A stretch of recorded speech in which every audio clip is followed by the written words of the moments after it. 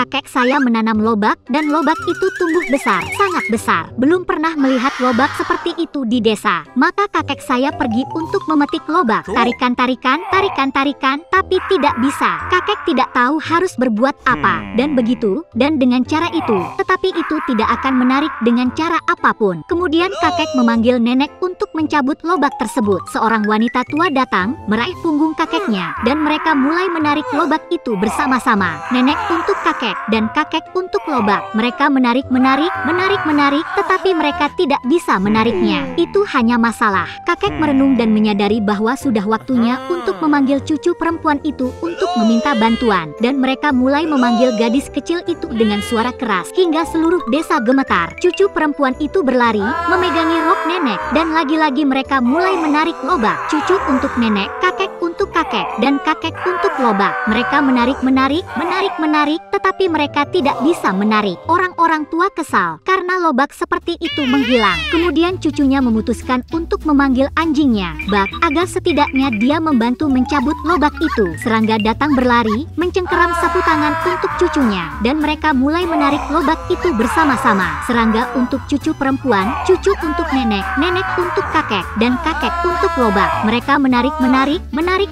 tetapi mereka tidak dapat menarik lagi. Kakek dan nenek semakin kesal karena lobak yang tidak dimakan akan hilang. Tiba-tiba serangga itu menggonggong dan lari. Anjing itu kembali tidak sendirian, tetapi dengan seekor kucing. Dia meraih ekor kumbang dan mulai menarik lobak itu menjadi satu. Seekor kucing untuk serangga, serangga untuk cucu, cucu untuk nenek, nenek untuk kakek, dan kakek untuk lobak. Tarik, tetapi tidak meregangkan. Orang tua kesal bersama dengan cucu mereka. Mereka tidak akan melihat lobak. Tiba-tiba kucing itu lari ke dalam kandang. Dia pergi untuk waktu yang lama, dan dia kembali tidak sendirian, tetapi dengan seekor tikus. Kakek dan wanita, serta cucu perempuan dan kumbang, mulai meminta bantuan tikus. Dia mengibaskan ekornya, mencicit 2 kali, dan kemudian meraih bulu kucing itu dengan cakar kecilnya. Dan sekali lagi mereka menarik lobak itu bersama-sama. Seekor tikus untuk kucing, kucing untuk serangga, serangga untuk cucu, cucu untuk nenek, nenek untuk kakek, dan kakek untuk lobak. Tarik,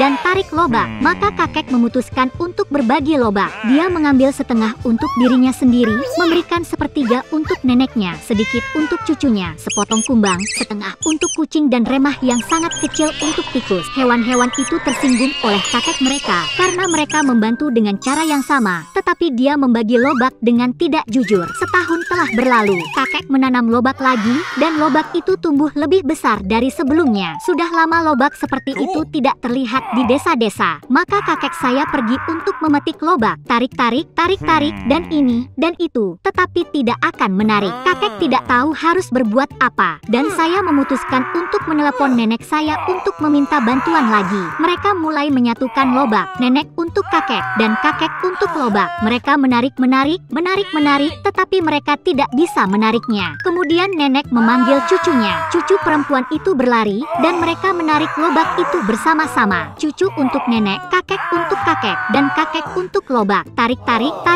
tetapi tidak meregangkan. Kakek kesal dan pergi meminta bantuan hewan. Dia memanggil Bak, tetapi dia hanya memalingkan wajahnya, mengibaskan ekornya, dan melarikan diri. Kakek menemukan seekor kucing, dan dia naik ke atap gudang. Kemudian orang tua itu mendekati tikus itu, tapi dia juga tidak mendengarkannya. Kemudian kakek menyadari bahwa hewan tersebut tersinggung olehnya karena tidak jujur berbagi lobak. Lagi pula, tanpa tikus, kucing, atau serangga, kakek tidak bisa melihat lobak. Orang tua itu berpikir, mengumpulkan pikirannya, dan pergi ke binatang itu lagi. Dia meminta maaf kepada Bak, meminta maaf kepada kucing itu, dan menjanjikan potongan lobak terbaik untuk tikus itu. Kemudian para hewan setuju untuk membantu kakek mereka, dan mereka mulai menarik lobak itu bersama-sama. Tikus untuk kucing, kucing untuk serangga, serangga untuk cucu, cucu untuk nenek, nenek untuk kakek, dan kakek untuk lobak. Tarik, dan tarik lobak. Baba memanggang lobak. Untuk waktu yang lama lobak lezat seperti itu belum pernah terlihat di desa-desa, dan kakek membagi lobak secara merata, sepotong untuk dirinya sendiri, nenek, dan cucu. Kami mendapat sepotong serangga dengan kucing dan bahkan tikus. Semua orang senang. Jadi, mereka hidup damai dan harmonis selamanya.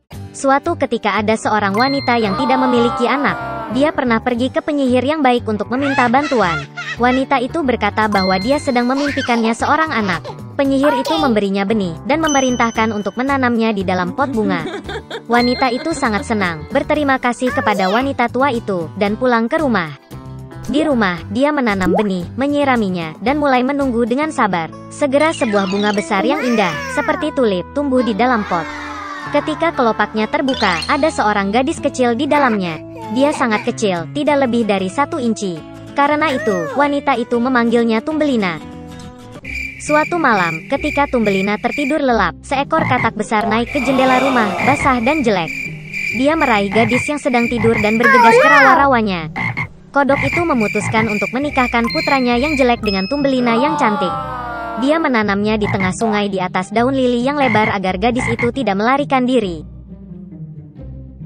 Pagi harinya Tumbelina bangun dan menyadari bahwa dia tidak ada di rumah, tetapi di sekitarnya ada air. Ketika gadis itu menyadari betapa nasib buruk menunggunya, dia menangis dengan sedihnya. Saat ini, ikan-ikan kecil berenang lewat. Mereka merasa kasihan pada Tumbelina. Mereka menggerogoti batang bunga bakung, dan daun itu berenang bersama gadis itu. Seekor kumbang besar terbang melewatinya. Melihat seorang gadis cantik, dia meraih dan membawanya ke pohon, di mana dia memperkenalkannya kepada teman-temannya. Mereka semua iri pada kecantikannya, tetapi mengatakan bahwa Tumbelina sangat jelek dan tidak bisa bersama mereka. Di bawah tekanan dari teman, kumbang juga memutuskan bahwa dia jelek, membiarkan gadis itu turun ke tanah dan mengucapkan selamat tinggal. Sepanjang musim panas Tumbelina tinggal sendirian di hutan. Dia membuat buayan untuk dirinya sendiri dari rumput dan dedaunan. Dia makan serbuk sari dan embun, berjemur di bawah sinar matahari dalam cuaca cerah, dan bersembunyi dari hujan di bawah daun besar burdok. Tapi segera hujan dan angin dingin datang. Tumbelina tidak memiliki pakaian musim dingin, dan dia mulai membeku. Gadis itu menderita kelaparan dan kedinginan. Dan suatu hari dia dilindungi oleh seekor tikus sawah. Mereka hidup bersama dengan gemilang. Gadis itu membantu tikus dengan pekerjaan rumah, menceritakan dongengnya, dan sebagai gantinya menerima tempat tinggal dan makanan yang hangat. Tikus sawah memiliki tetangga, tahi lalat kaya yang buta, yang melakukan ini dengan menghitung kekayaannya sepanjang waktu. Meski buta, tahi lalat itu menyadari bahwa Tumbelina sangat imut dan menawarkan untuk menikahinya. Tapi gadis itu sama sekali tidak senang dengan ini. Dia tidak suka tahi lalat yang membosankan. Suatu kali, saat berjalan di sepanjang lorong bawah tanah, Tumbelina melihat seekor burung layang-layang yang terluka, yang hampir mati karena kedinginan. Sepanjang musim dingin dia merawat burung yang sakit itu dan pada musim semi dia menyembuhkannya. Sebelum pernikahan, Tumbelina meminta tikus untuk membiarkannya naik ke atas untuk mengagumi matahari. Ketika dia keluar dari lubang tikus, dia melihat seekor burung layang-layang yang dia sembuhkan. Tumbelina mengeluh kepada burung itu bahwa dia dipaksa menikah dengan tikus tanah yang jahat dan tinggal bersamanya jauh di bawah tanah. Burung layang-layang itu mengundang gadis itu untuk terbang bersamanya ke negeri yang hangat, dan dia setuju. Dia segera mengucapkan selamat tinggal kepada tikus, naik ke burung layang-layang, dan mereka terbang pergi. Suatu ketika di negara yang indah, Tumbelina melihat padang rumput yang luas dengan bunga-bunga indah. Dia memilih bunga terindah untuk ditinggali. Tiba-tiba, dia melihat di bunga itu pria kecil yang sama seperti dia, hanya bersayap. Itu adalah raja para elf, dan peri tinggal di setiap bunga. Peri cantik belum pernah melihat gadis sekecil dirinya, dan bahkan begitu cantik. Dia segera jatuh cinta pada Tumbelina, dan mengundangnya untuk menjadi istrinya, Ratu Elf dan Ratu Bunga. Setelah semua petualangannya, gadis itu senang mendengar tawaran seperti itu dari pangeran yang menawan. Dia dengan senang hati setuju. Peri itu meraih tangan Tumbelina, dan pada saat yang sama 2 sayap muncul di belakangnya. Sekarang dia telah menjadi Ratu Elf. Dan sejak itu mereka hidup bahagia selamanya.